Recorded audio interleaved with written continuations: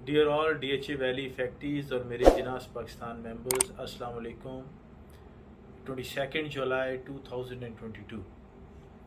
सबसे पहले उन तमाम लोगों को जिनके प्लॉट्स बैलेट हो गए हैं बहुत बहुत मुबारक हो,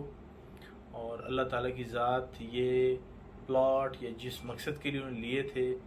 उसमें अल्लाह बरकत डाले और वो उसको इस्तेमाल करें। और उन तमाम लोगों को दुआएं दें जिनकी मेहनत से, जिनकी लगन से, जिनकी तगुद से उनको आज ये दिन देखा उन्होंने, और अब उनको महसूस होता है कि उनको उनका हक मिल गया है। लेकिन इस सफ़र में हमारे इस वक्त जो सबसे बड़े विक्टिम बने इस लड़ाई के अंदर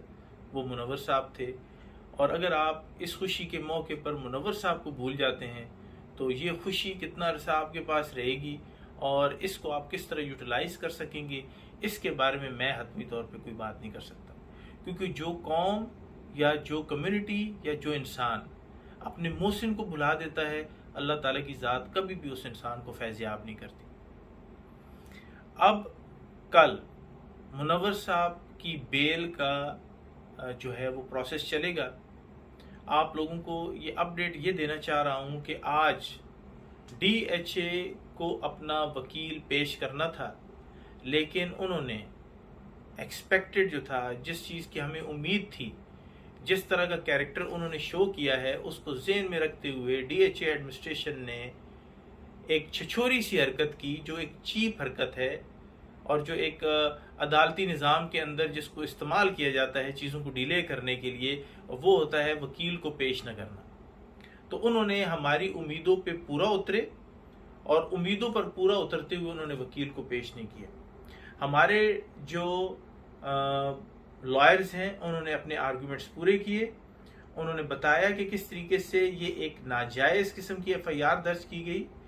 एक चीज़ को सपोज करते हुए फर्जी तौर पे कि ये बैनर्स जो बने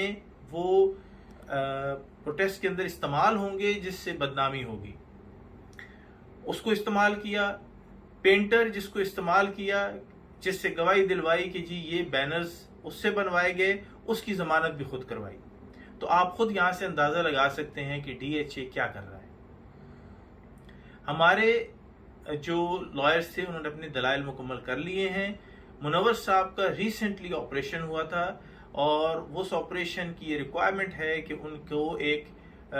ठंडा और ऐसा एटमॉस्फेयर दिया जाए जिसमें ह्यूमिडिटी कम हो, जो उनकी आंखों के लिए इंतहाई ज़रूरी है। वो भी एक ऑथेंटिक डॉक्टर से मशवरा करने के बाद उनकी रिपोर्ट्स भी हमने पेश कर दी हैं। उनकी उम्र का सबको पता है कि he is a senior citizen. इन तमाम चीज़ों को ज़हन में रखते हुए कल F8 कचहरी में मेरी तमाम जो वैली के फैक्ट्रीज हैं जो पिंडी इस्लामाबाद के एरिया में अवेलेबल हैं, कोई अटक है, कोई जेलम है, उन तमाम लोगों से दरख्वास्त है कि वो ज़रूर कोर्ट में आए और हम ये देखेंगे कि DHA के वकील क्या दलाइल देते हैं और किस तरीके से वो इस फेक और इस जाबिराना और बाइस किस्म की जो FIR को किस तरह डिफेंड करते हैं, और ये अदालती निज़ाम हमें किस तरह ये प्रूव करता है कि वो अनबाइस्ड है। तो ये एक चीज़ प्रेजुडिस है जिसके ऊपर हम रिजल्ट इंशाल्लाह कल देखेंगे कि हमें किस हद तक इंसाफ मिलता है इस सिस्टम से। अगर खुदा न खास्ता DHA किसी किस्म का ओछा हथकंडा, एक चीप किस्म की स्ट्रेटजी इख्तियार करते हुए अगर लॉयर को नहीं भेजता, तो उसके बाद इंशाल्लाह फिर हम सोशल मीडिया के ऊपर नाम लेकर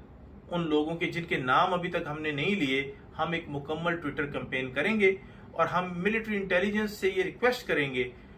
हम उन तमाम बड़े लोगों से रिक्वेस्ट करेंगे कि इस पूरे केस की ऑन मेरिट छानबीन की जाए और हम एट स्टेक रखेंगे, हम चाहेंगे कि सिविल इदारे की बजाय अब वो इदारा इसकी इन्वेस्टिगेशन करे कि कहाँ पर